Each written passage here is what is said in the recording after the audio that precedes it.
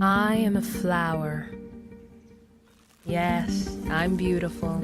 I've heard it before, and it never grows old. I'm worshipped for my looks, my scent, my looks. But here's the thing. Life starts with me.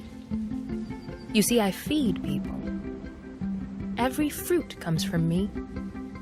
Every potato, me. Every kernel of corn, me. Every grain of rice, me.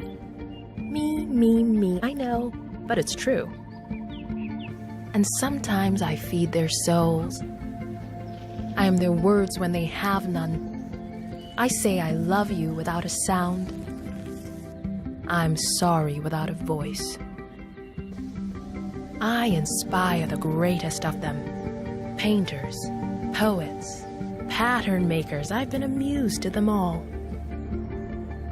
But in my experience, people underestimate the power of a pretty little flower. Because their life does start with me.